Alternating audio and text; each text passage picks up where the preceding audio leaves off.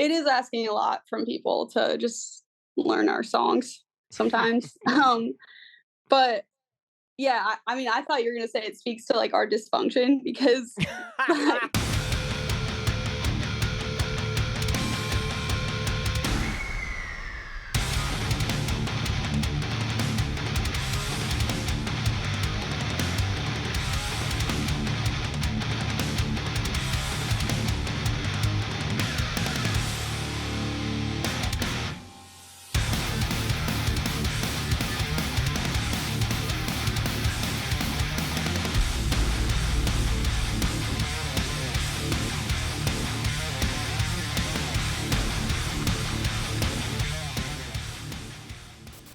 What is up, my friends? Thanks again for tuning in. This is the Scoped Exposure Podcast.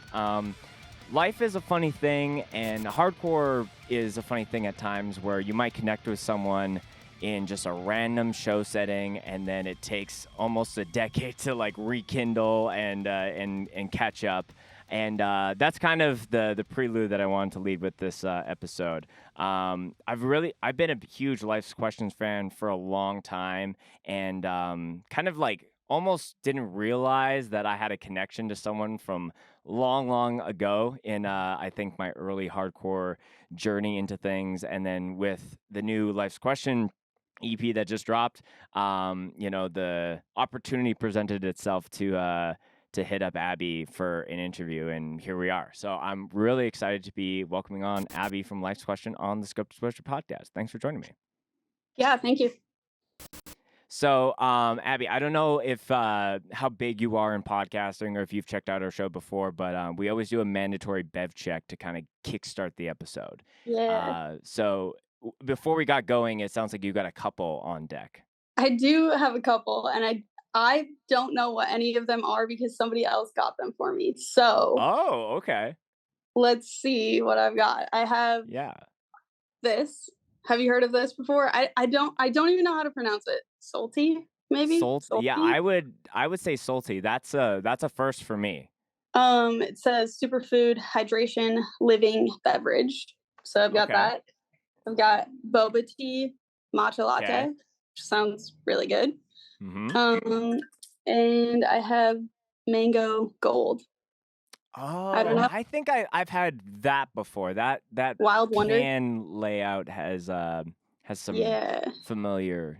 It's to it. a prebiotic probiotic. My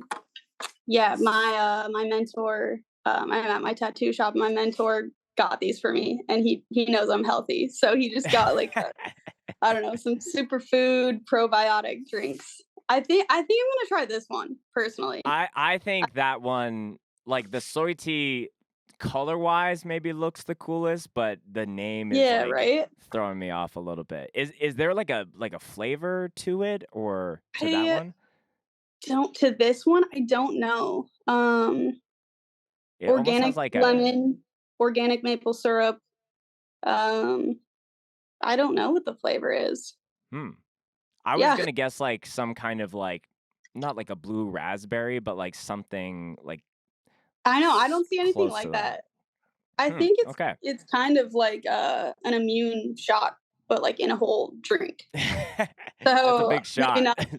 Maybe not quite as strong, but I'm afraid to try it and have it taste really crazy. So yeah, I think it's very interesting because I think out of the almost 300 episodes that we've done on the show, I don't think anyone's disclosed that their bevs were picked by someone else. There might, like, out of all the episodes, I'm sure there's someone who's like, hey, what's the cool thing that I can bring when I'm chatting with Spencer? But I like that. Like, I'm boring. Like, I just drink water and coffee. That's it. So trying something. So your tattoo homie was like, let me help.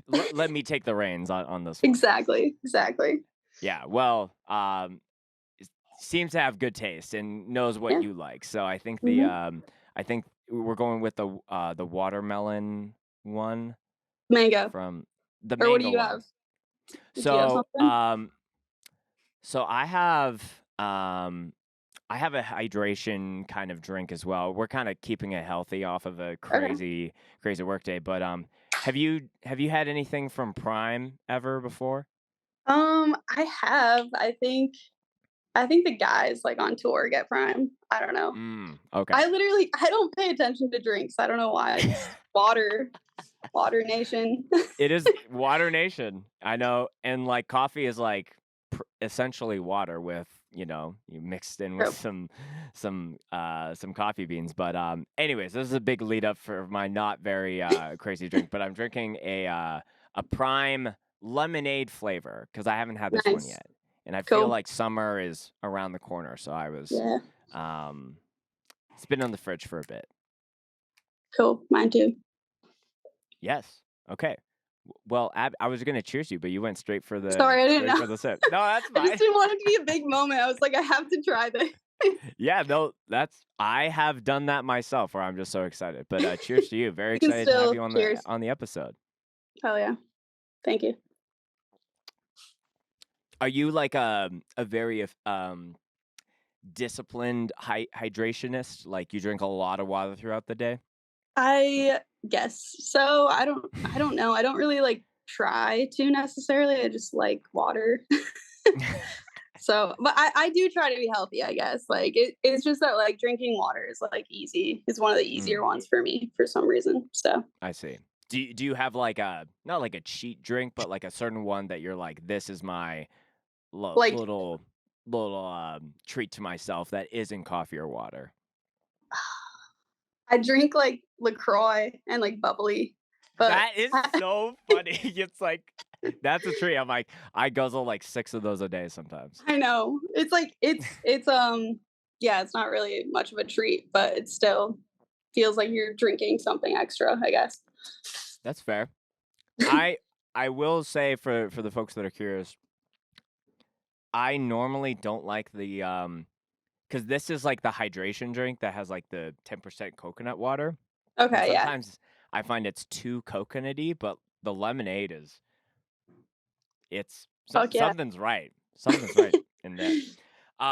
So Abby, there's a lot of stuff to talk about band wise, a lot of art stuff that we can talk about. But anytime that someone's new here on the show, I always like to kind of get to the very beginning as far as like the origin of heavy music, hardcore, punk, however you want to spin it. So talk to me about like whether it was a certain record, a show, what kind of initially put you on the path that you're on. Yeah, like essentially what got me into hardcore, I guess. Yeah, or like Um, DIY music, alternative, yeah, whatever came first. I think like for some reason, like as a kid, I just always liked live music and I thought like bands were super cool. And I don't know if I think you have heard of a festival called Cornerstone, Hmm. Cornerstone Music Festival. Did you ever go?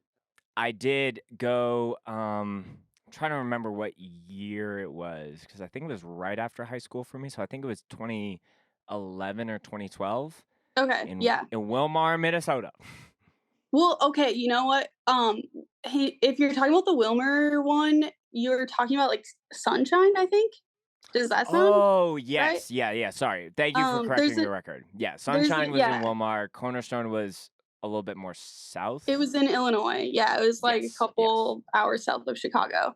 Hmm. But I grew up going to that, and my I guess my dad was like super into music. Like one of his favorite bands was POD, so I like grew up listening to POD, and yeah, going to that festival was I probably a big inspiration because it wasn't just like main stage bands. They had generator stages, and that was kind of that festival's thing. You could Mm. like you could just sign up and play. So a lot of smaller bands that weren't even advertised on the festival would play. Oh, And that's interesting. yeah, so when I was like 15, me and some friends, maybe I wasn't even 15, maybe we were like 13 or 14. Um, we played on a generator stage and we played like 3 sets because you could just sign up over and over again. And so so we did that and me and my older brother, Nathaniel, we just like we would go to house shows, punk shows like in our town, I guess. So it wasn't really hardcore, but we were going to like anything that was like alternative punk.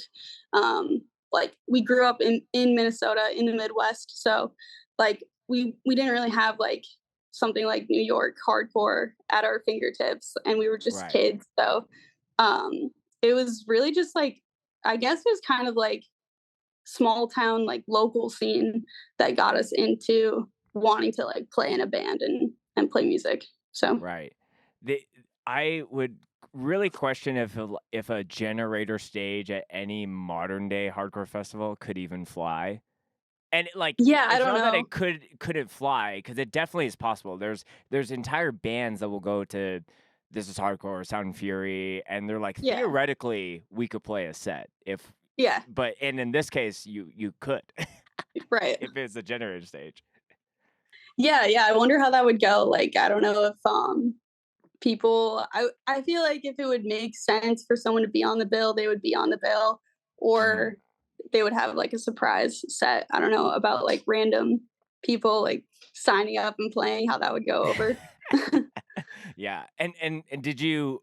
Because you were saying you could sign up multiple times. Did you Yeah. sign up like Abbey Band 1, Abbey Band 2, or like you just it's the same did you have fake names like I think we had a name, but I don't remember at all like what we called ourselves. We also played covers. Like we played, I don't know if you know the band Take It Back, Of course, but of course. yeah. I thought you might, I guess. But we played some Take It Back songs and we played some 100th songs. That's like some of the stuff that we were into back then. So Yeah, man, that's I would imagine whoever's running that stage is like, "Man, this one band is just they're taking up the entire day." yeah, right. Or it's like multiple band names and then it's like, "Oh, I guess it's the same members and they're playing the same songs." Um, that's really funny. I've never heard of a generator stage at a fest, but, yeah. maybe it was just a one-off thing that, that Cornerstone did. Yeah, I guess I haven't really heard of it happening anywhere else, but that's what Cornerstone did. So Yeah. So, Joe Hardcore, if you're listening, generator stage for This Is Hardcore this year.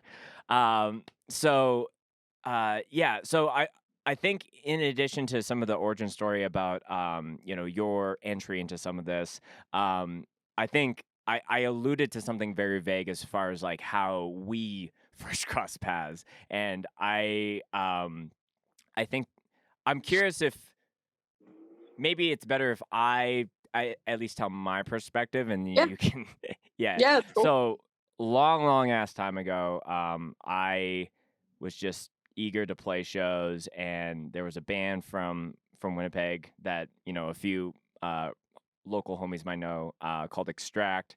They only had one guitarist at the time, and I would just punish the singer, Hof, to be like, I will learn these songs and play second guitar. Just like let me come and play some shows. So there was a few shows that were just kind of set up in addition to some stuff that another band from Winnipeg, Burn Your World, were happening, and the one and only kind of show that we got to play with both bands was in, I think it was in Wilmar actually. Okay. It wasn't Yeah, in I think it might have proper been. That Minneapolis. sounds right. I Yeah, don't and it think it was was like in a Minneapolis. house show. Yeah. Um, and just for the folks that geographically don't know, like Wilmar to Minneapolis is less than an hour. Is that fair to say? Yeah, probably about an hour. Yeah, Okay. something Yeah. like that. So it's a tiny little town. Who show up, play the like for this house show. Um, you know, seems like so many kids run through, and that's originally when I met you, Abby, and you were Mhm. playing in like a totally opposite band to like any of the stuff you're doing now, because like Household was Yeah. a lot more like I think you guys were like I don't know if you would consider that like a hardcore outfit or something that was a little like it was definitely melodic, but I don't know if it Yeah, yeah. you would consider it fell into that Yeah, we were, like, camp. trying to be, like, melodic hardcore, but then we ended up more so, like, rock, emo. We, like, shifted Mhm. our sound depending on what record you listen to. We Yeah. were kind of all over the place, so Yeah. And I don't know, I just vivid like it's so like I can picture exactly where I was chatting with you, like on the yeah. driveway, and you were like telling me about this band Household. I was like, oh yeah, that sounds cool. And then like you guys went out and did a lot of stuff, and I Yeah. was like, wow, I was just this random person that I met in Wilmar, and they're like not to like to gas you up a lot, but like you to me, I was like, "Oh, this a rock star, just fucking going and doing the thing." That's yeah, that's funny. I don't know. I I don't really like meet a lot of people out here that know of household, I guess. Hmm. So it's like a different sect of like music happening out here, and like there's more happening out here than like in the Midwest maybe.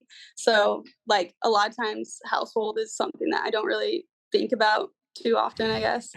Um Well, and it's that kind like of a lifetime ago. It was like, yeah, yeah, for sure.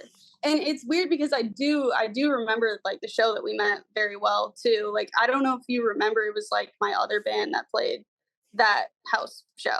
Like yeah, we because definitely talked about household, but my we other talked band about played. household, but you didn't like that band didn't Yeah, play. Yeah, yeah. Like yeah, the that's band funny that to me. played that house show is just kind of like I like put it together with some friends who like didn't really like play instruments, but like they loved hardcore.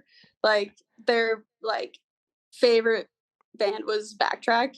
And so I was just like, well, let's put something together and just like do something that's fun. Not that we sounded like Backtrack, like we would have loved to, but um yeah, it was just a couple friends that like loved music but hadn't gotten a chance to like play in a band, I guess. And so we put Hmm. something together, and that was kind of happening like before household really took off, I guess. Right.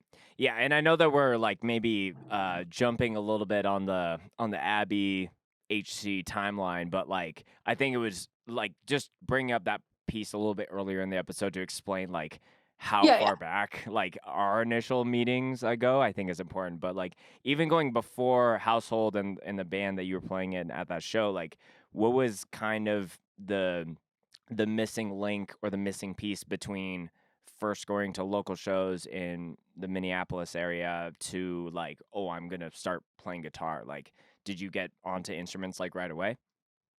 I started playing piano. That was like my first instrument that I played, but I only played for like a year, and then my piano teacher moved away.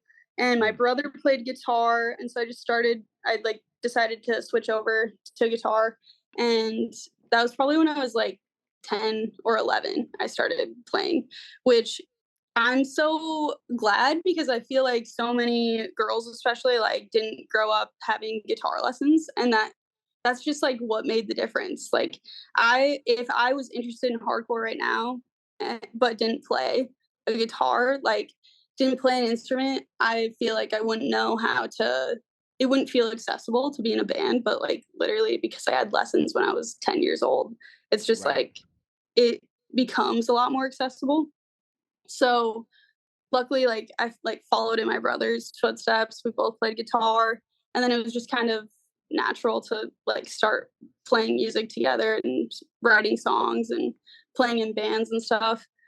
And um yeah, I guess music was always a part of my life because my dad was super into music, and my mom also played guitar, just like some chords and um like nothing crazy, but that definitely is what got me to where I am. And then like as far as touring, I think that was like always the dream. That was like why I wanted to play in a band, is because I wanted to go on tour and like just play shows, travel, Hmm. see the world, see whatever I could. So Yeah. Yeah. I really appreciate you like bringing up the point about just like having the early access to like learning about that instrument, because mhm. that comes up with like some other like female guests on the show where like they were maybe exposed to like not even just hardcore, but like music in general, like a little bit later, and they didn't pick up an instrument. And Yeah, so, maybe like jumping on vocals or bass, like, but like I could probably count on like if it was like a 60-second timer, like I could maybe name like five guitarists like who are like female guitarists who like right. can come to the mind immediately. Yeah, Um yeah. and it's even like I think it's also in kind of the same cant as like female drummers, because it's like Mhm. For like sure. there's certain bands that come to mind, but it's not like a wildly, um, uh, it's not the main like role, I guess, that's filled, which is a shame Yeah, because I yeah. think like it shouldn't be like a guy or girl thing, obviously, but I Mhm. think that there is a huge point of just being put onto it like in early stages in life, and that's just your story. Yeah, yeah, for sure. I feel, like, lucky that I got to get into it as a kid because, like, it is hard to pick up anything as an adult. It's harder to learn things later. So, I don't know, like, why it's just, like, girls are, like, socialized differently, obviously, and then, like, it's just a shame because people end up missing out on things that they probably wanna be involved in, Right. and yeah, I don't know. And it's like it's also on the aspect of like I think guitar is like on a writing standpoint, it is kind of like the pillar. Like there are like drummers who will like write the song, but it's just beats. But like without Yeah, the guitar and the notes and the chords, like that's kind of the soul. So even yeah, like to your point, if there's like a kind of aspect of like not feeling empowered to do something, but like yeah, if you learn guitar, you can write like the right. record that can change your life, right? Like it's Yeah, it's true. yeah, but you can't really do the same like, there is an aspect with the other things, but the guitar is the thing that at least, like, gets it going. Yeah, for sure. Yeah, like, Yeah. you can sit down with a guitar and you can have a song with that. It's harder to do that with other instruments or without an instrument altogether, for Mhm. sure. Yeah. So, you get, like, deep into the band stuff, household, like, has, its moment, and you guys do a lot of stuff. Let's get into, like, life's question lore. Yeah, So, like, talk to me about, like, where initially things got started. I should have pulled up, when you guys actually, formed, but I think I that was, mean, like yeah, if you're gonna ask about dates, I don't even know. I can't even recall dates. I was thinking about this because, like, I don't know. In general, I'm just like really bad with dates, like birthdays, anniversaries, like just numbers and like retrieving like, oh yeah, this happened this year. I Sure. don't know when it all happened. But life's question, it started as like a side project between Josh and Ridge because Josh and Ridge were in a band together. They're best friends. They've been best friends for a long time, and they both lived in Maryland, and then Josh went away to college in Chicago, and so they weren't able to play together anymore, and they wanted to just start a side project band, like just to kind of fill that void, I guess. Sure. And so Lex Question was just like a digital thing. There is a show they played once upon a time, like a live show that they always bring up. I couldn't tell you what year that happened, so that technically is like the first Life's Question show. But And this is before you're in the mix of it? yeah, yeah. This Oh, is okay. this might even, I mean, I think I knew Josh and Ridge. I met Josh before I even met Ridge. Um, but I don't know, fast forward, like Ridge and I got married and we were both out of like playing in our bands. We weren't playing music. We were probably like a year into our marriage, and I I was like feeling really really antsy to play music again.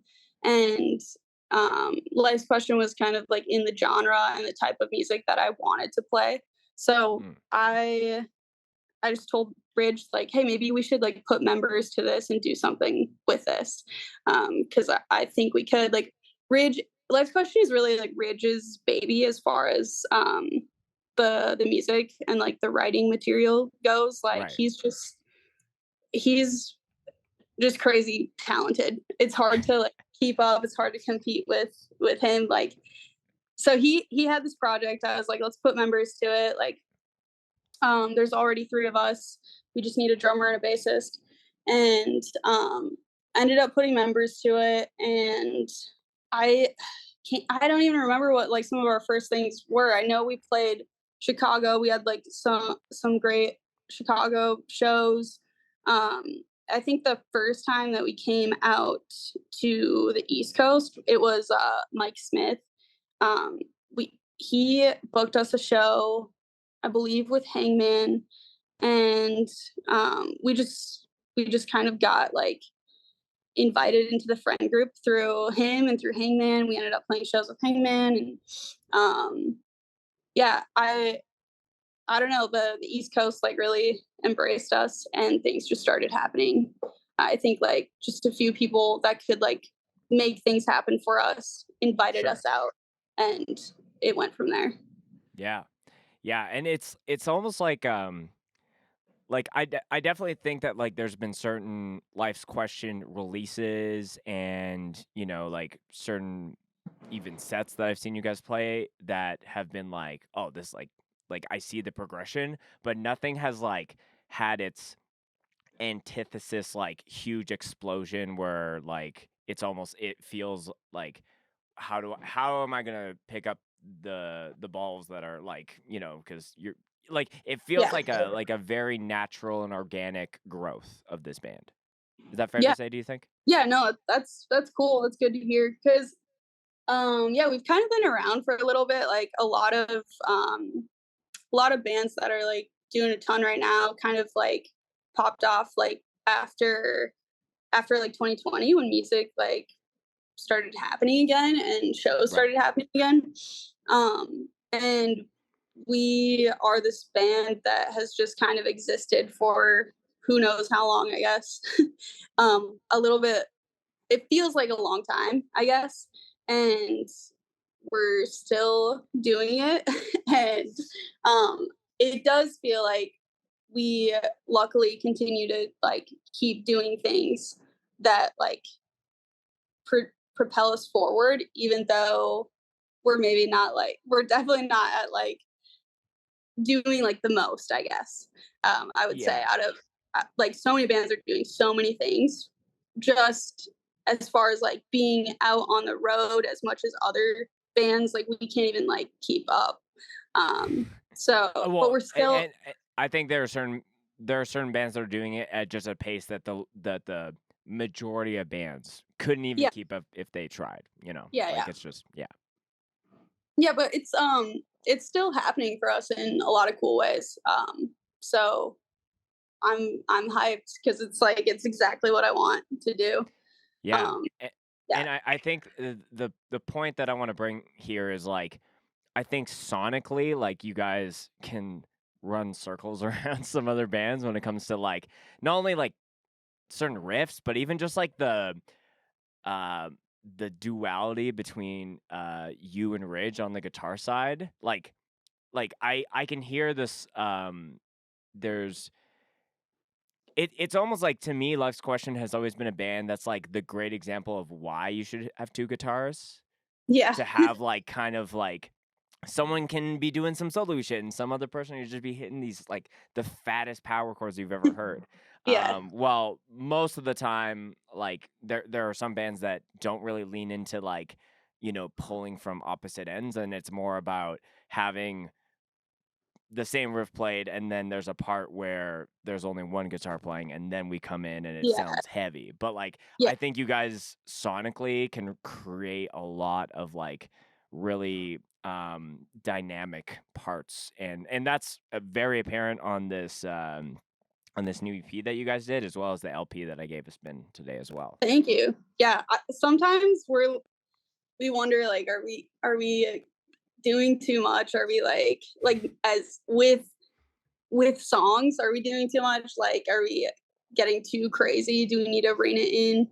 And I don't know. I guess we're just letting our freak flag fly and doing our thing. And if people like it, that's awesome.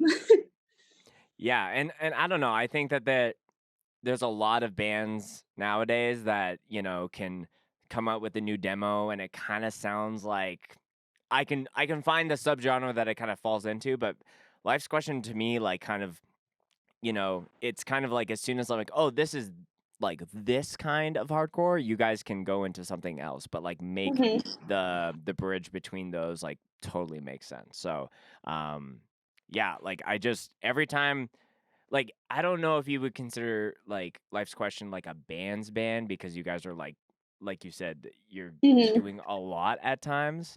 Um and I don't think that doesn't disqualify like the riffs just hitting and then people want to pit. Mhm. But I like. Do you think Life's Question being a band's band is a correct statement, or is there some I wiggle think room that's a there? correct statement. I think like Okay. that's why we've gotten to do a lot of like the tours that we've gotten to do is because like our friends are wanting to like hook it up, and it might not be because like we're as hyped as another band, but it's like maybe we have like the respect from like our friends that play in bands, and it definitely has felt like we're a band's band for a while. So Yeah. But now it's to be everyone's band with this new record. yeah, yeah. I mean, I hope so. Whatever happens, like I'm super hyped on it. It's weird. I think that if like when you play music for like years and years, you kind of have to reevaluate sometimes like why you do it, like and what you want out of it, Mm, especially when there's usually like at least 5 people involved in a project. You kind of have to like check in on yourself and each other and make sure that like people are either like on the same page or like enough on the same page, and like um yeah, just seeing what you want out of it and checking in on like, is this something I want to like keep doing? Has it run its course? What am I getting out of it if I'm not getting like this and this? Like, and I think that like what I get out of Life's Question is just like a creative outlet that feels like really genuine, mm-hmm. and um like getting to record the new EP with John, like that's that's something I thought like we would never get to do. Just like spend time in the studio. Like it's just I feel really lucky to get to just be a part of a bunch of things, and I kind of want to ride that out, especially like if it involves a project that like just feels really genuine. And I guess like I like that Life's Question doesn't feel like gimmicky to me, and like it just feels like something that is what I want it to be, if that Yeah. makes sense. No, totally. And I think I really like what you said as far as yeah, and I don't know if it's every year or every project once that concludes about like reevaluating like why am I doing the HC in my like in 2024 or 2025 Mhm. whatever year it is. And Mhm. it resonates a lot with me because I think there was a period a couple of years ago where I kind of like dodged maybe like asking that, and it was like no, this is just what like, and you just kind of get lost in the rat race, like kind of Yeah. like for lack of a better term. Mhm. And I hit a huge, and this is everything from band to doing this podcast to filming bands to doing a fest, and I hit like a burnout point, and I was like, Yeah. I still love this style of music, but it is like I need to like actually take a step back. And this Yeah. year for me has been very much like trying to be disciplined of like, okay, just to try to see if this is a better formula for me in my life as a 31-year-old. I want to Yeah. have one band, one creative outlet, which is this podcast, and then Mhm. just my work, and then all the other shit that comes with life. And that to Yeah. some might already be a lot, but to me, that feels like the diet version of what I was Yeah. doing a couple years ago. And Uh-huh. I feel like making space for that is actually having like the positive effects that I needed. So, For sure. yeah. Yeah. No, that's great. Yeah, I mean, I totally hear that because like with with my life, it's not just me, it's also Ridge and like our lives together, and both of us doing whatever like harebrained like creative thing that we feel like doing for that year. and it has been a lot between, like, the 2 of us to both, like, pursue creative endeavors, like, sometimes together, sometimes separate from each other. It's, um it's definitely something that, like, you have to consider, not even in, like, a boring or, like, lame way. It's like it's life. You have to figure out, like, what is healthy for you, and sometimes what's healthy for you one year isn't healthy for you the next year, and Right. you have to be honest with yourself. And it's it's hard to figure out sometimes, but it's definitely worth it. So Yeah. you gotta have And like control of your life. yeah, I don't know if I told you this when we chatted a couple of years ago, but um, when I saw Pain of Truth when they came up to Canada in Hmm. 2022, I got to chat with Rich a little bit, Okay, yeah, and just kind of telling, I was like, yeah, I met Abby like almost 10 years ago now. yeah. And, he was mentioning like, and this could be dated because this is a 2-year-old conversation at this point, but Hmm. he was just mentioning that a lot of, obviously band stuff for Pain of Truth was building and building. Hmm. And, he's also a designer, and you got your design stuff that's starting to go. And he was like, Hmm. I need to I think I'm gonna like take a step back to like Yeah. not do that to allow Abby to like, not like it was either you go with Ridge or Abby, because Yeah, like your yeah. guys' styles and what you do creatively is almost like not polar opposite, but they're very far Hmm. away from each other. Yeah. But I thought that was just, you know, I had a lot of respect for that, for like, yeah, like opportunities could be come knocking at your door, but if you're like, there's other things in my life that are at play, and maybe I should For be a little sure. bit more intentional Yeah. about what I'm saying yes to, and Right. especially when I have a partner as well. So Yeah. Yeah. No, I mean that's like, even though that was like 2 years ago, a lot of, I mean, that's still like super relevant. Like both of us just trying to figure out life, I guess, together. And um, yeah, I mean, I think it's normal. Like people want to go on tour, but people also want to have like a home life. And I don't know, like maybe from the outside, like people could think that there's I don't know, like feelings attached to like not getting to take an opportunity. And like of course there are feelings, like everything has feelings. It's just like human to have feelings.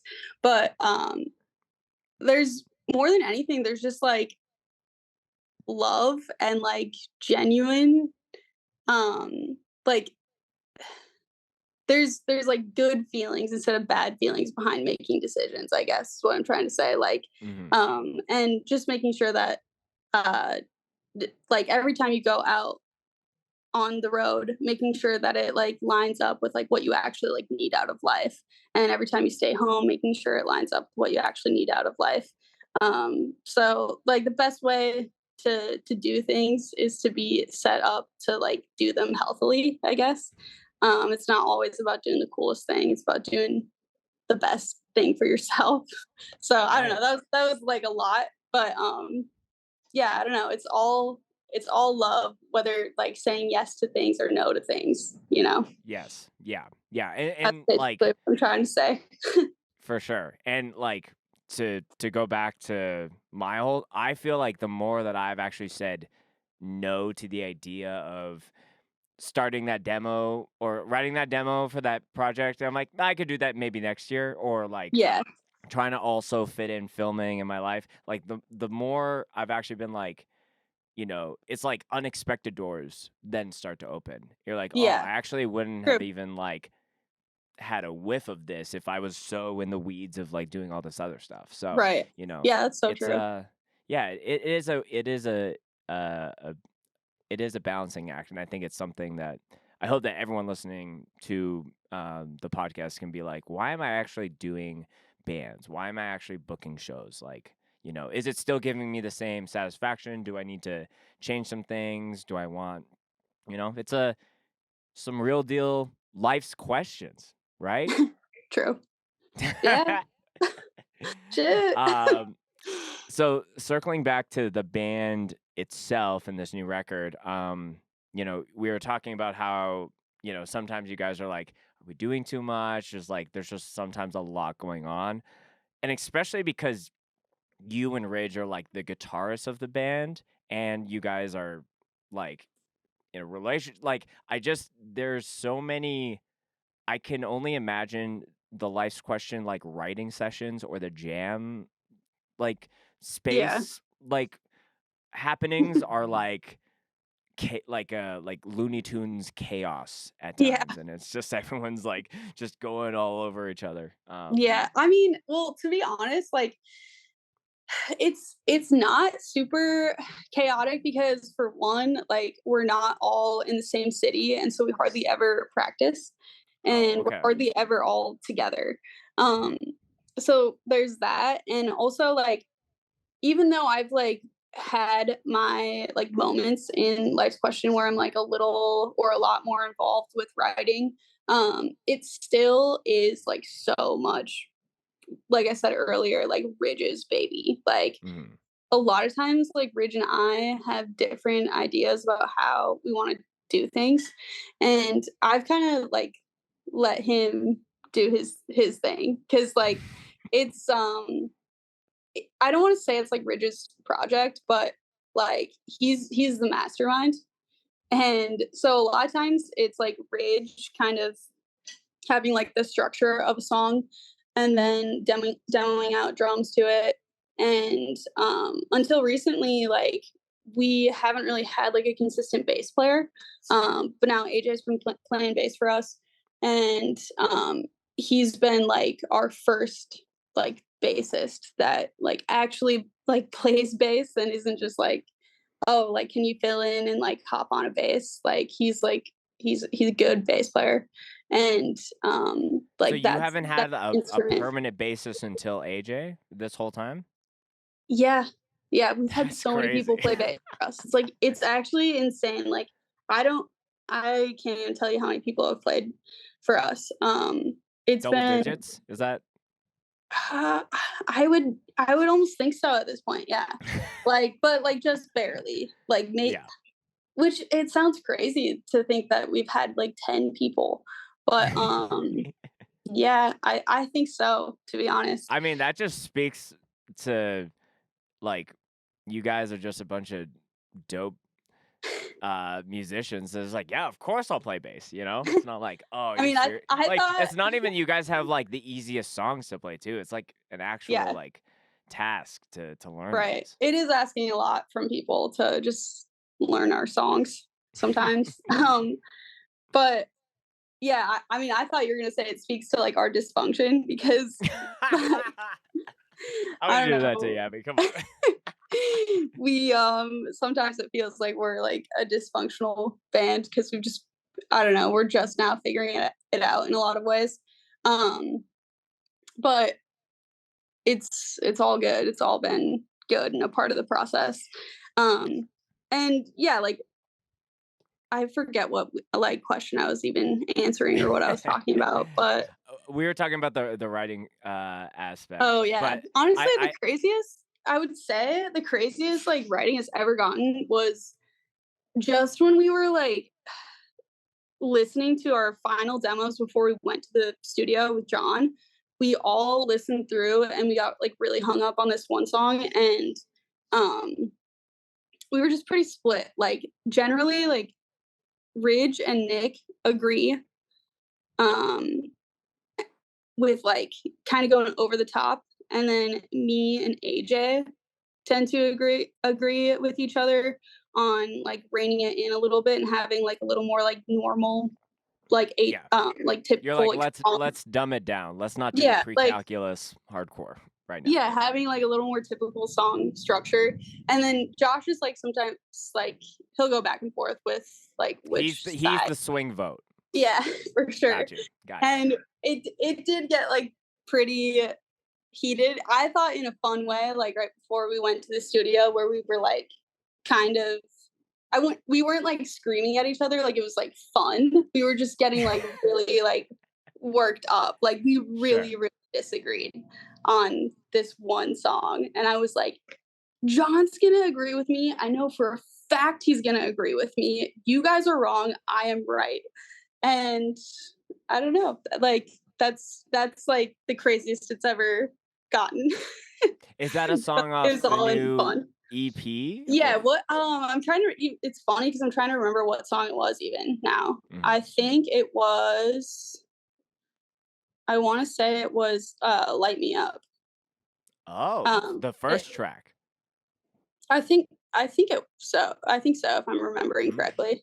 Yeah. Um yeah, I don't know. John did such a good job at like helping us through all of those songs. He's really awesome. He's awesome to work with. Yeah. I just had the visual of, Ridge and Nick arguing, and then you and John like arguing, and then both of you guys like turn to Josh at the same time, and he's like, well, "What are Yeah. you looking at?" He's like, "You decide." Yeah. Yeah, he's good at that. Yeah. Yeah, it is like I think it is maybe there could be more of that. Not the dysfunction. It's funny that you use that word because it's like every single band ever has some characteristic of Right. dysfunction, whether it's Yeah, yeah. like a member or like someone's work schedule is always in the way or like Yeah. whatever it is. But there might be more of that if there wasn't like kind of the reality of everyone being spread out, and Ridge is like, okay, well, I'll demo out a song and send it to everyone, and then we can chill Right. on that. Because I've unfortunately been in bands where it's like you're writing in the jam space, and then like there's someone who's like, I don't like that, and then I'm like, okay, Yeah. what do you want to do instead? I don't know. It's like Yeah. and I like want to pull my hair out just thinking about those Right. conversations that I had to have. We've definitely put Ridge in that situation a couple times where we kind of like shut down his idea, and it's better to just let him like ride it out because it just it turns into something that like we weren't expecting. And so Right. I think I've learned to like trust Ridge a little bit more and be like, okay, like do your thing. Like, Right. yeah. The man has riffs. Yeah, Ridge riffs. he does. Yep. Um, something else I want to talk about the new EP specifically. Yeah. The artwork um for this release as well as the LP seem to be done by the same artist or Yeah. someone similar, Yep. and the and that could just be like, yeah, it was fucking great. Let's go again. But Mhm. I also was curious if there was any connections between like the worlds because it seems like you guys are reusing like the Mhm. not like the all-seeing eye, but like something of that Yeah. nature. So I just if there's any connection between those two, or they're Mhm. just like we wanted to do the same thing, but you know, Yeah, it is. So different it is the colorway. same artist. It's our friend George, and George actually has played bass for us. Shout out So George shout out from the George. bass to the Yeah. sketchbook. George is yeah, he's just an awesome artist. I've never really like seen somebody do art the way that he does it because like those covers, like it's all done in Photoshop. Like a lot of people think that there's like a physical painting, which would also be cool, but like the fact that George can get like those textures through Photoshop is crazy. Like That's he's very impressive. yeah, he's really really good. And actually Ridge and George, they both now work together. They both like work for Gold Theory. Oh, So it's okay. like it's weird. Like everything's like connected and everything's growing in like a really really cool way. And yeah, as far as like the two like worlds being connected, I don't think it's like there's not really anything super deep about like how they might be connected. I think it's just like an ode to the last album artwork. Right. And just lots of like with the new artwork, there's just so many little details. I think it was just like another like cool detail that could be there. Maybe I'm Mm. wrong. Maybe there is like a deeper meaning that I don't even know about it and I'm missing it. But I think it's just like trying to make it look as cool as possible because I think a lot of it is random. Like there's like a wind up like toy mouse and there's like people hiding like on like a shelf in the ceiling, like, and I think it looks cool. Maybe there is meaning behind every single thing, but I Yeah, don't know. I'm sure if we called George up and be like, well, Like, actually, well, like the mouse exactly. signifies this one show that Life's Question played, and there was a mouse that ran through the pit. Well, like, it could be. Yeah, I maybe. appreciate that degree of attention to detail. Yeah. And I don't know, I just kind of thought of it this way. It's like, because you guys did an LP, there was so much. It's an entire world, but because of this, Hmm. EP is only 5 songs. We're kind of zooming in a little bit into Yeah. this True. world, and That's cool. so yeah. I like that. Yeah. I Now don't I'm know gonna if that's say what that. I'm George gonna say that intended, from now but on. yeah, yes, exactly. So as far as like, the time of recording this and you guys putting it out, like, have you been able to play any shows or doing any touring around the record being out yet? Yeah. We played for the children. Man, maybe we were playing a new song before anything was out. It was "When I Meet God" is the song that we were first playing, Right. and then we've also been playing Brass Coffin, and that for sure was out. I think it came out on our tour with Koyo, One Step, and Anxious, Mhm. and we played Texas. We played like the offshoot show of South by Southwest that like wasn't a South by Southwest show, and yeah, we played like both of those songs, and they were both out. But we haven't gotten to play any others live. But Right. I think that we're gonna transition into like maybe like only one or two songs from the LP being a part of our set now, and like fully jump to like the new stuff. Mhm. Because we're going to Japan and Southeast Asia in about a month, and we've been putting together our set list for that.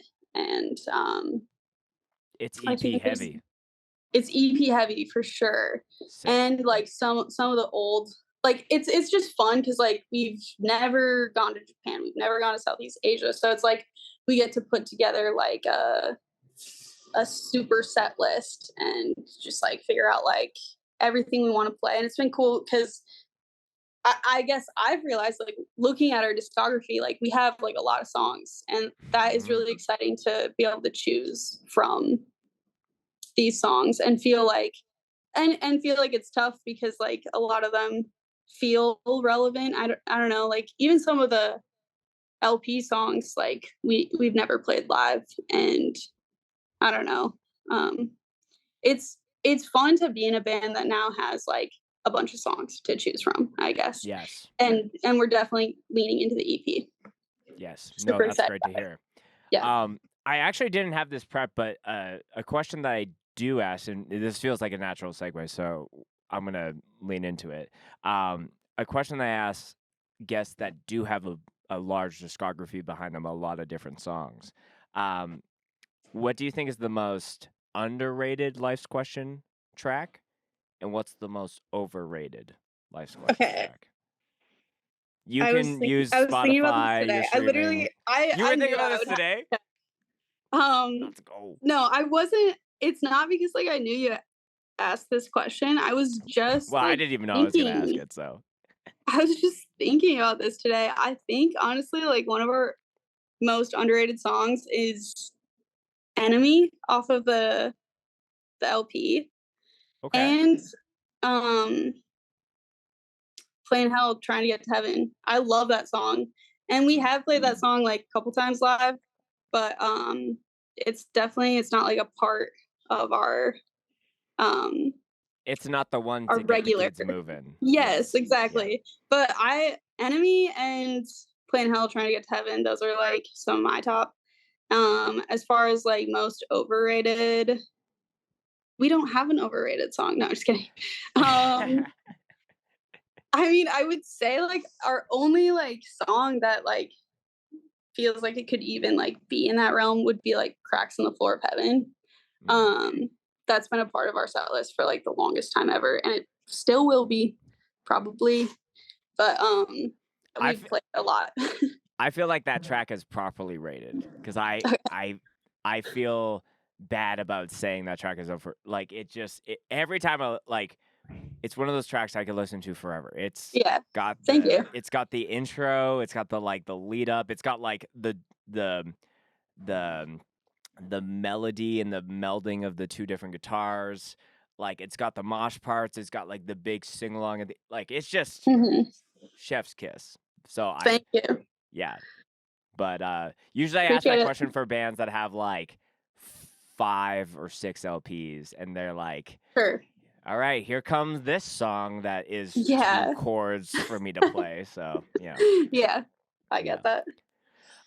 So Abby, let's transition a little bit off of band stuff and talk Hmm. some art shit. So, Cool.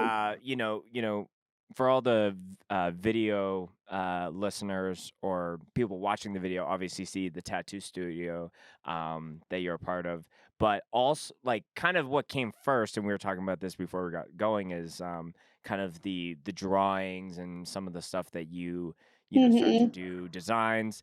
Um, were you drawing shit like very early on while you were also kind of learning how to play guitar? Or was that kind of like maybe a post-pandemic, like something you want to pick up on the side? It was like in the middle of the pandemic, actually. Like it's so weird. I've thought about this a lot lately. Um, Probably just because I'm like getting further into like the start of tattooing and I'm like around more and more tattooers that have like their own story with art. And I like, even though I did like doodle as a kid, I never really like took an art class. I was homeschooled. um, I wasn't like drawing all the time. Hmm. And um, the pandemic hit, and I had an iPad because I, kind of a weird story. I worked for a financial company, and it's not that weird of a story. It's just we we like our office won the like division for like, I don't know. I guess we were making the most money for the company, and my boss took us, like everyone in the office, to the Mall of America and gave us a $500 shopping spree, and I got an iPad. So That's anyway, pretty dope. That's pretty yeah, base. I had an iPad, and the pandemic hit, and I was like, I really got to figure this out. Like, I like wanted to do like t-shirt designs, and like I like had designs in my head, kind of like I had some sort of creativity there. Mhm. And so I just started drawing. It was probably like 2019. um my first t-shirt was for Higher Power. I um remember. yeah. And it's funny because actually, like 2 days ago, I just saw a drawing that I made like in 2020, and it literally made me like sick to my stomach. I I showed Ridge. I was like, "Can you believe this? Like, I did not know how to draw. Like, I actually just didn't know how to draw." Mm. And it's something that I feel like I taught myself until getting this like apprenticeship, and now I've had like a mentor who's like taught me how to do art, and I've just like never had that opportunity, and I've been really excited to have that. But yeah, just drawing on the iPad came first, and it was kind of a way for me to like make some money during the pandemic, because I didn't get self or unemployment because Ridge and I had just moved, and I don't know, I was trying to like do something with my time, I guess. So I Well, yeah, started, as we all were. yeah, Did the Higher Power as like that's a pretty big band to your like yeah, first hey I draw shit like right, drop. Um, yeah, did you reach out to them? Did they like kind of see that you were doing stuff on the yeah. stories and then reach out? Like how did that kind of come We together? had we'd actually just done a tour with them, so we had done like a basically a full You US. guys, you guys came through Vancouver, I'm pretty sure, with Higher Power. We, dude, I Or don't is know. that a different tour? It I don't know if we did play Vancouver with Higher Power. This tour was like right before everything got shut down. Yes. Um and it was with Take Offense, Drain, Higher Power, Life's Question. That was the run. Yes. It was like a week on the West Coast, and then we did like 2 more weeks with Higher Power, just Higher Power and Life's Question. Cool. Yeah. I can't remember if we went to Canada. I feel like we didn't, but I could totally be wrong. No, I'll try to find the flyer as we're kind of getting into the weeds about this. But Yeah, because as you were saying, yeah. I was trying to think, like, just thinking about talking to you and like thinking about when Life's Question has played Canada. I think like one of the only times we've played like more so the Western side was with Gag, and that was like Oh, okay. Maybe it's a that. year ago or 2 years ago, maybe.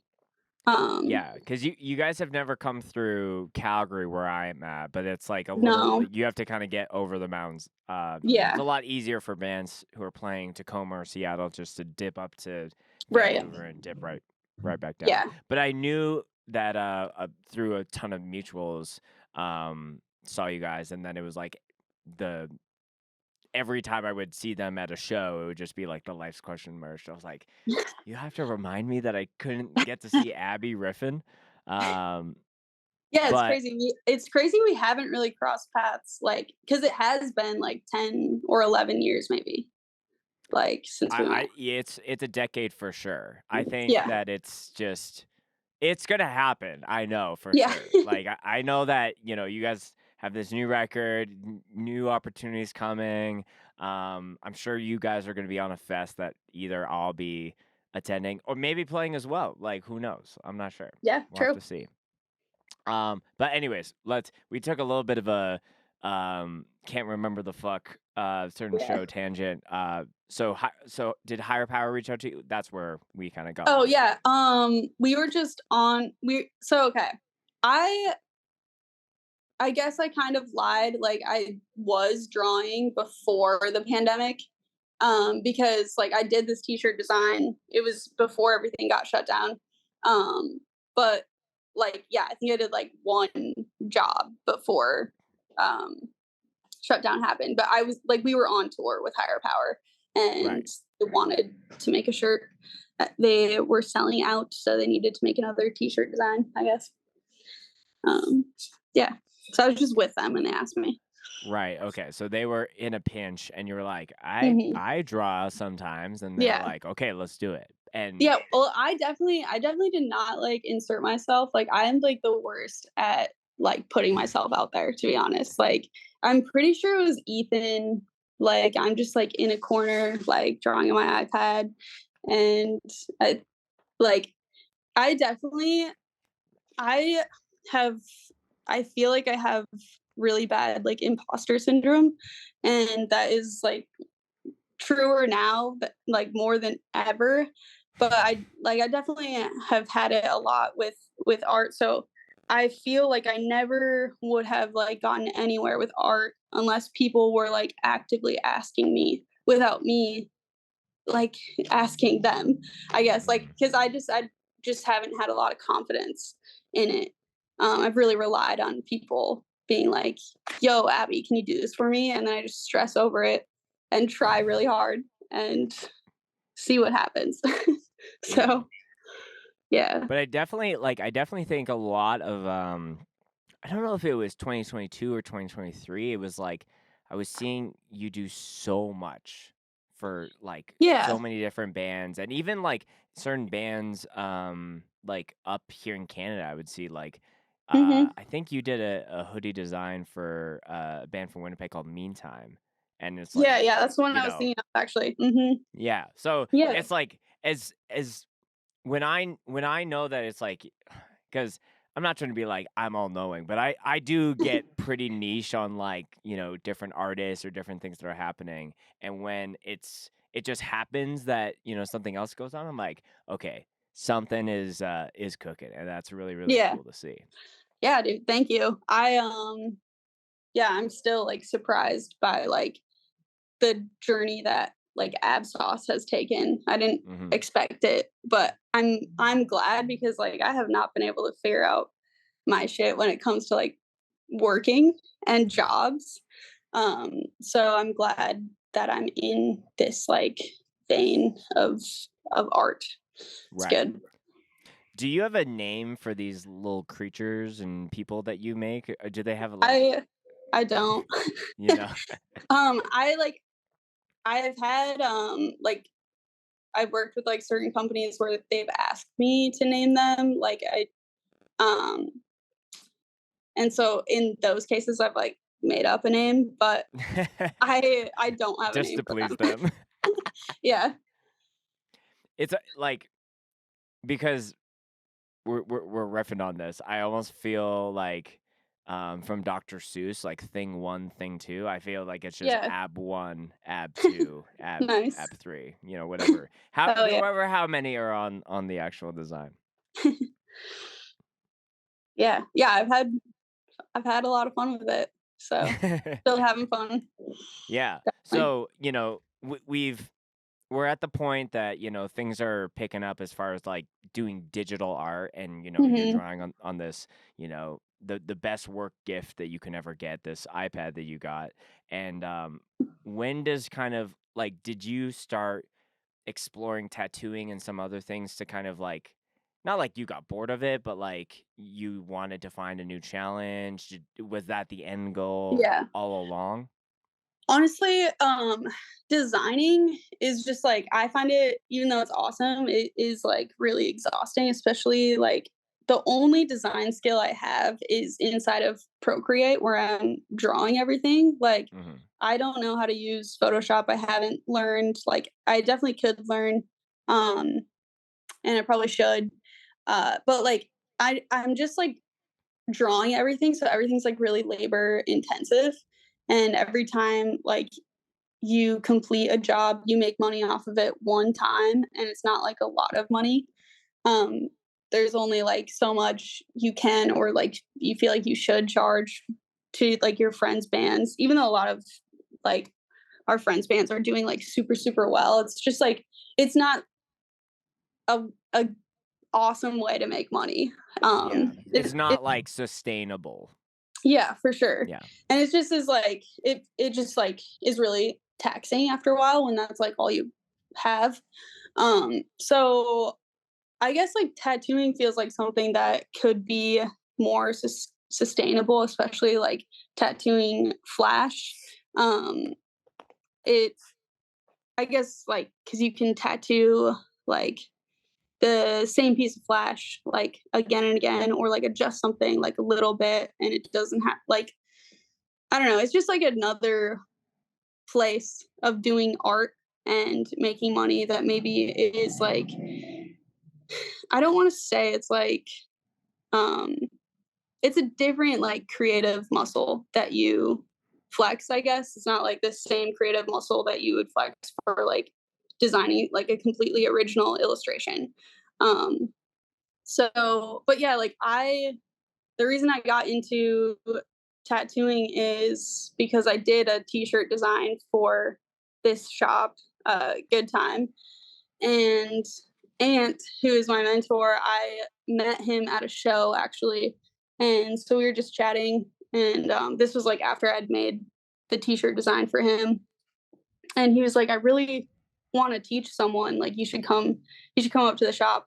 So I just started coming to the shop, and that's like how it happened. I wasn't thinking about tattooing until someone like told me to think about it, and I really had to have like a lot of people, a lot of my friends tell me like you should do this, like you can do this, because I really was like I was scared to do it, you know. Right. Yeah. Um, but yeah, here I am. I've been at Good Time for like a year and a half, and starting to tattoo, and I'm excited about it. It's going good. Yeah. Yeah. And again, I think it's just maybe the right place, right timing. Because like, I have a very close friend of mine that I play in a band with, and he is just like itching for someone to take him as an Yeah, apprentice at a shop. And I'm sure there's other for people sure. listening, who are in a Mhm. similar boat. So the fact that he already wanted to train someone and, maybe saw your Yeah. stuff and was like, "Oh, I think Abby could probably do this." And then, Mhm. you had, Yeah. I'm support definitely to push I'm you over the edge. Yeah. insanely lucky. Yeah, like, I sometimes I don't know, I just hope I can do, like, the most that I can with, like, this, like, cool opportunity that I've been given. Because I am, like, really, really lucky, like, Ant is, like, he's an awesome tattooer, he's an awesome mentor, like, I still get to, like, do Life's Question, and that's really kind of, like, it's not unheard of, but it is, like, a really, really special opportunity to not have to give up everything to tattoo, because tattooing is like, it's a big deal. It's like an honor, and you got to treat it like really carefully. Mhm. But thankfully, there feels like there's like a lot of trust between like me and my shop. Um and yeah, I'm like really, really grateful to be here. It's been dope. So Yeah, yeah. it's a task and a half to find a good work to band life rhythm, Yeah. where it can and that and tattooing, like, it is a, I don't think it's common, but it's a little bit more common, I think, in Hmm. hardcore because you could be, taking your appointments, you're doing your stuff, and then you're like, I'm off and I just don't Yeah. have work, and it is what it is. And Yeah. that can be different if you're, you have like an office corporate job, like, um at least for me, like I do real estate photography as like my main Oh, 9 to sick. 5 kind of stuff, Yeah. and like that, like, even though there are, like, some seasonal points where my boss is like, "You wanna go on tour for how long?" And I'm like, Yeah, yeah. like, there's Right. different things. He's like, "Could you," so there's, like, certain gives and takes, between him Mhm. and I, but he's like, I feel very fortunate because he's like, at the end of the day, we'll make it happen for you to be able to go and, do this stuff because Yeah. he knows how important it is to me, and it's very hard to, just in general, for people to find that good balance, Oh, for sure. versus just being like, well, I guess I have to quit my job and figure it out when I Yeah. get home. Yeah. Yeah, for sure. I mean, like, a lot of times I, like, don't even mention that I was at another tattoo shop before this one. I wasn't, like, apprenticing at all, and that was, like, never the plan. But I was just kinda, like, taking care of the shop and, like, managing and, like, booking, and it's, like, when I think about that setup, it was just, like, my art, like, didn't really resonate with anyone at that shop, which is, like, totally fine. My art's not gonna resonate with everyone, Sure. but it's Yeah. just, like, it wasn't, like, a supportive atmosphere where it's, like, I wasn't, like, recognized, like, at all, and when I got this opportunity, that shop, like, some of the people there were like, "Oh, like, somebody else should have gotten that opportunity," and, like, I don't know, it's weird how your context can, like, contribute so much to what you end up doing and, like, what you end up creating. Because like, you can be surrounded by people that just, like, don't believe in you, which is whatever. People, they don't, like, owe you that, I guess. But being in the context of, like, people that do, like, believe in you and, like, get you more than anything is, like, it can change everything, and I think it's crazy that I'm here because, like, living in Philly is just it's like a random place that Ridge and I decided to move, and now, like, I feel like I have a whole life here, and, it's just weird how things happen, like, they can happen at any time, in any Yeah. way, so Yeah. it's Yeah. wild. And I think, like, definitely having people surrounded that, like, know you and, like, know what your goals are and what you're about, because you could take Abby and you could be placed in 50 different tattoo shops all Yeah. around the states, and obviously, like, there might be some that might be good fits, and Mhm. there's probably going to be a lot that are not great, and Yeah. there's so many different variables, but, like, sometimes it's about knowing this is not where I'm supposed to be, or Yeah. I shouldn't be working for this dude, or I shouldn't be in this industry, or whatever it Yeah. is. And then sometimes it takes like making a shift into something else to be like, oh, this is what I've been searching for this whole Right. time. So Yeah. yeah, Definitely. it's very key just to not just give in to like just full quitting on anything creative. Yeah. Yeah, Yeah, it's true. yeah. For sure. So I guess like in the because I'm just like kind of perusing some of your Instagram, and I think it would have been maybe, I don't know if jarring is the right word, but like it would have been a little, I don't even know what the word would be, but I think like to digitize all of your your design styling and put it in Mhm. tattoo form, like it might, like I don't know. It's cool to see it. It's like, oh, I can also do this Yeah, yeah. American traditional stuff. Is there Right. like is there a goal to kind of like have a little bit of a kind of connection, or do you think that they Mhm. live on separate islands? I like right now they do. And I feel like that feels appropriate. Like I still want like tattoos to look like tattoos, you know?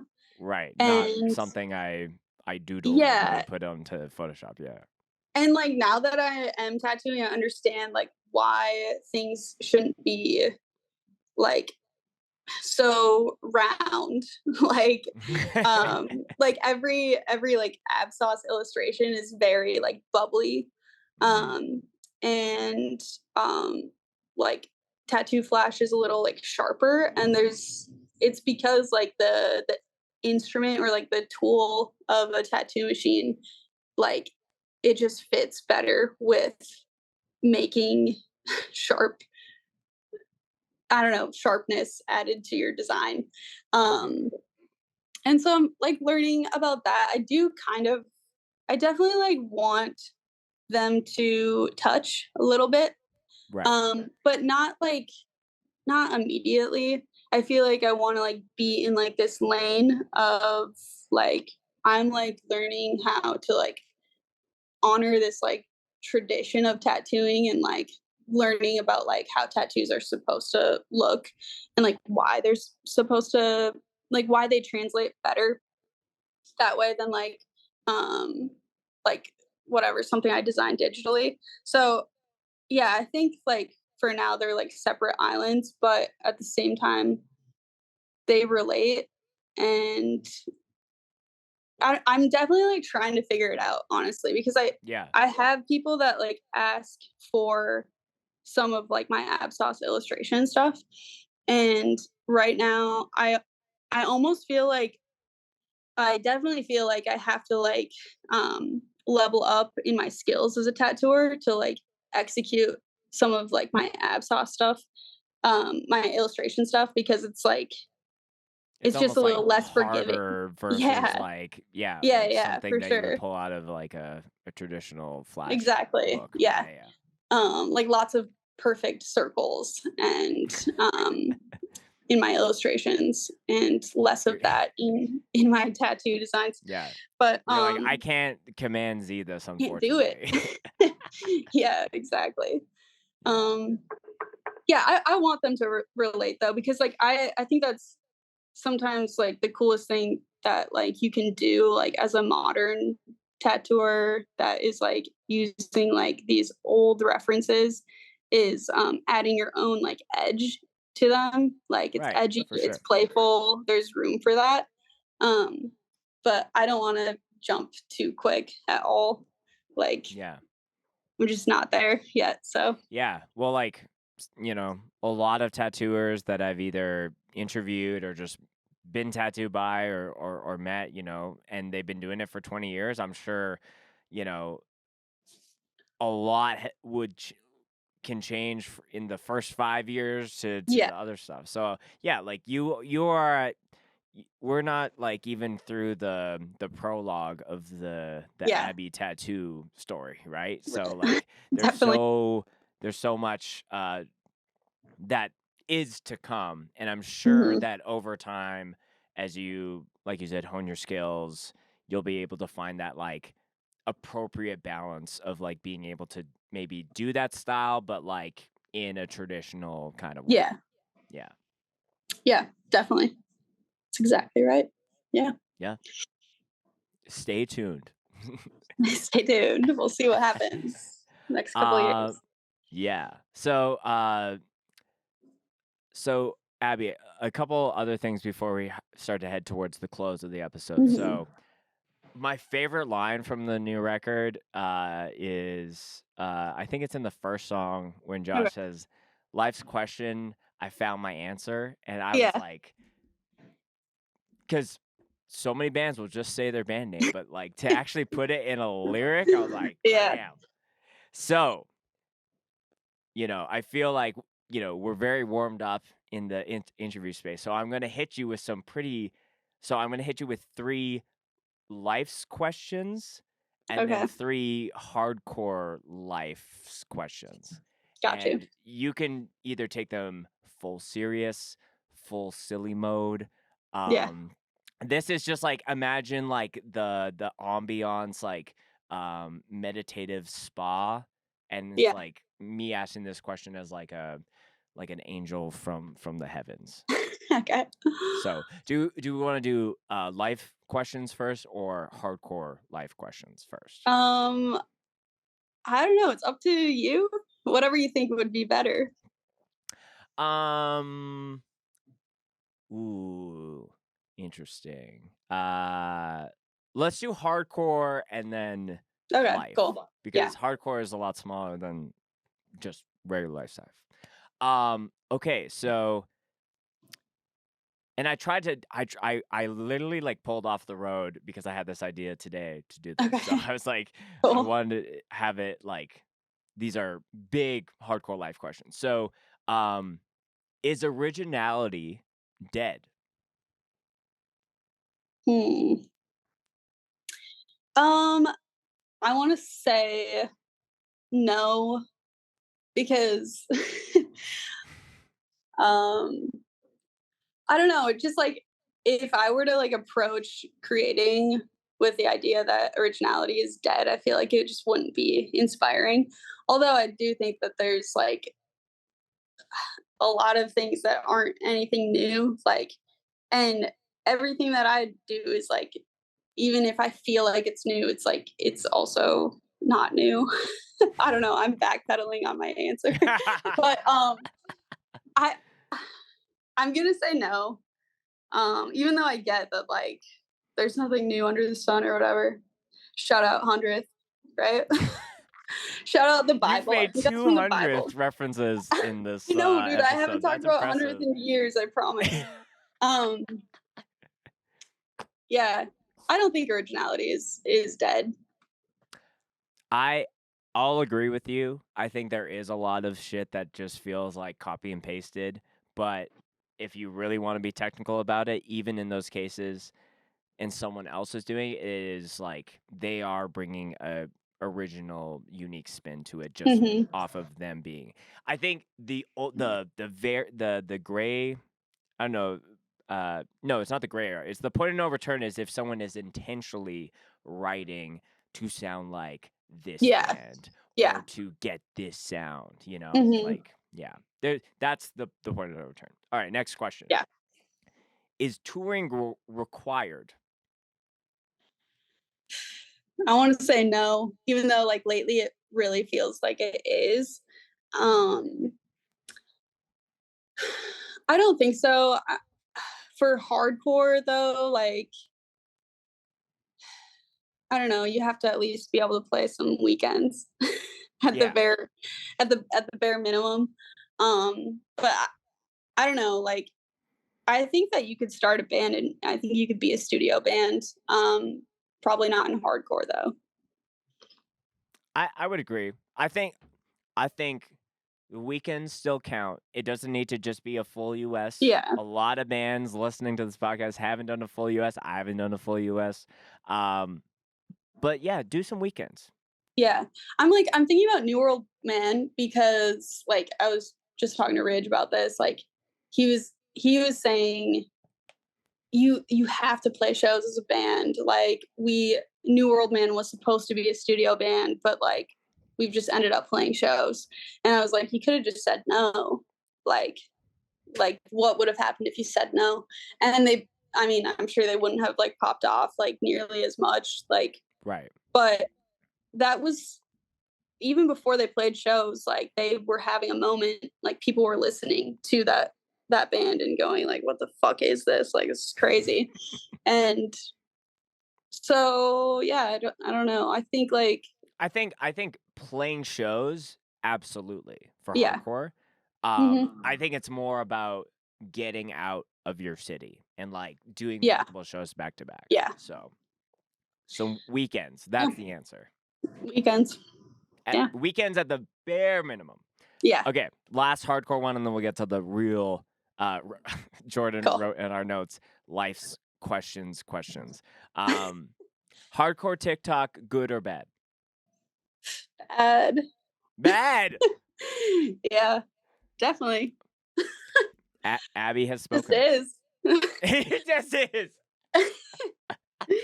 I mean, You don't have to yeah, explain yourself if you don't want to. I was just thinking it is that. bad. Like, I don't have to explain myself. Yeah. Yeah, I don't think it's good. Okay. Sorry, you And that's tiki-talkies. not even me being on like some hater shit. It's really not. It's just like, why would it be a good thing? I don't know. So we can make money? Yeah, but what? I'm not making money, so. If Abby's not making money, no more hardcore TikTok. Okay. Life's questions. I'm really glad that you wrote that down, Jordan, because I'm not smart enough to come up with that banger of a title. What is the meaning of life? Oh God.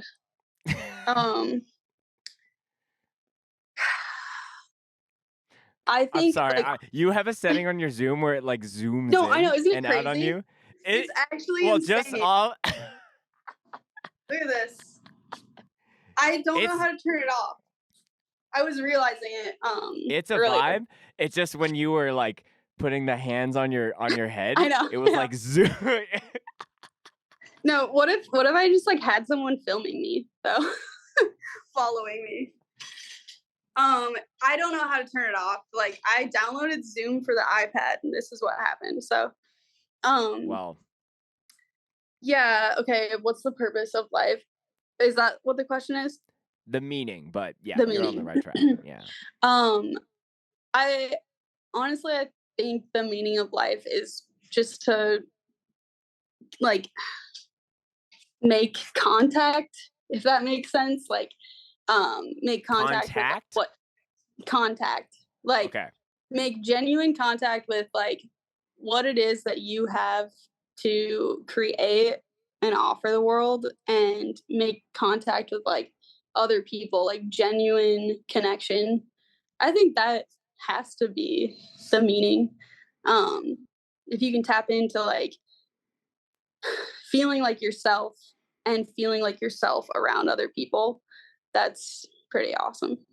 Yeah. So that's beautifully put.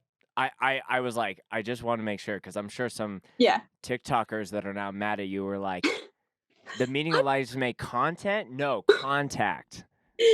Yeah, I don't even know why I explained it that way, but like, no, I that's like just that how wordplay. it like seems to me. Yeah. Okay, great answer. 2 more. When are you, Abby, your happiest? Honestly, when I have like nothing that I have to do, and I feel like I have like actual free time, and um if I can be sharing that free time with like someone I'm closest to, like Ridge. And honestly, I like make contact with that happiness like most days, because I get to like hang out with Ridge. I get to go home to Ridge, and that's awesome. No one else can say that, you know? So It's true. It's true. Yeah, that makes me pretty happy, just being at home with Ridge. Chilling. Day off, chilling. Yeah. Love that. Very wholesome. Okay, last one. and I'm very curious because I'm not going to add any other extra words to this, but I'm curious on Okay. which way you take it. Are we alone? Like aliens, dude? Is that what Yes. we're talking That's what I about? meant, but I was like, if Abby goes like pulls up some Dude. Bible verses, I won't say no, but No, we're not alone. You have you seen Resident Alien on Netflix? We're Resident definitely not Alien? alone. Resident Alien, yeah. Oh, I haven't, but it's definitely It's a one I'm show. watching tonight. It's like a comedy. It's not that serious. But no, it's funny. We talk about aliens all the time at the shop because I guess we all kind of like aliens. Um, but no, I don't think we're alone. No. We're not. If you're ever feeling alone, know that you're not. There's True. some weird extraterrestrial There's person who might something. be your friend. There's There's something. something going on for Straight up, sure. I think I'm more spooked at like AI dominating the world than Yeah. extraterrestrial green men enslaving the human race. Yeah, like maybe that wouldn't even be a bad thing. Like Yeah, but we're not AI doing definitely very great as humans leading ourselves. Maybe we need some higher right. intelligent some if you're like, you're tattooing this way, you're writing riffs this way. This is how we do it on our planet. Yeah, I'm all for it, I think. So just because this came up, this was on my list, but this is a big question. Um, what happens when it's the first alien hardcore band? Are they accepted? Are they gate kept? Do they I mean, play? Do they headline the fest, or do they play like second last? do you think it's gonna be obvious that there's This when is aliens like are aliens? Martian Man. Like, I wear no clothes, but I'm holding like an Ibanez guitar. Man, I don't know. I feel like if any genre of music would be, well, I don't know, maybe hardcore wouldn't be super accepting. I Of aliens? I don't know. Yeah. I feel like they Um, need to be like mosh fodder first before we start they probably booking. can mosh so hard if you think about it. Hmm. They're probably great moshers, so they probably would win They our would either respect. be the hardest and most tough, like this is like you swing and your arm is broken, or they would Mhm. like disintegrate at like like a hardcore TikToker like push moshing, and then they would like explode into jelly. I don't know. This Yeah, could be an some crazy shit. entire podcast episode. It could be for sure. I'm Yeah. jotting it down because I have some homework to do. But Abby, I really appreciate you playing these life questions games. I appreciate you coming on the show. The very last question that I ask all our guests before we Mhm. sign off is a favorite Mosh related story that you would like to share. And it's anything that's first your head, could be wholesome, gruesome, life questions related or not. Favorite mosh story? I'm not gonna tell the first one that came to my head. It's a little Um, too spicy. it's the only one I can think of though. Um, I man, I don't okay, here's one actually. Okay, This probably we is got my it. favorite mosh story. So we went to Columbia with Raw Brigade and Regulate, and I think this was like the last. We did like a whole tour on like a little bus, and it was awesome. Um, and then the last show of the tour was in Bogota, and it was like a festival. That's the And like 100% hardcore fest. um, yes, I so like it was. I don't know if it was called that like the first time when we played, but now it is. Yes, Oh, okay. I think. Yeah. So maybe it Yeah, was under a Carlos has different like name started doing previously. this like every year now, Hmm. which is like the coolest thing ever. Um, but yeah, we um I can't remember even what happened, but like local bands were playing, and Josh Ridge and Body, guitar player from Regulate, like they made a bet to mosh like the entire set of this one band. And these bands, like I think most people were playing like at least like half-hour sets and sometimes like 45-minute sets. And the bet was like to mosh the whole set, um or like get slapped or something, like bare belly slapped. Yeah. And I mean there's not much of a story. They just like tried their hardest to mosh the entire time. And this band played like what felt like the longest set ever. Um and it was awesome. They were so tired. I remember Josh like Josh was so like everyone was just kind of like jogging in place at a certain point because they had nothing else to offer. And Josh like bumped into someone like one time or two times, and like basically like a fight almost broke loose. And like just the visual of like Body Ridge and Josh just like bopping up and down and like just trying so hard Oh to my win gosh, I'm so the tired. bet. But then there's like actual like aggression, I guess. Like people are like getting mad at them. And I think the night ended with like I don't know who like puked outside, maybe like a couple, maybe Josh and Ridge puked outside.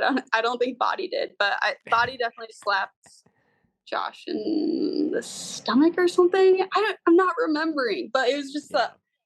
um that that's a funny story. It's funny to bring up with them because we everybody gets riled up and like doesn't remember who won, and they all Right. claim they won.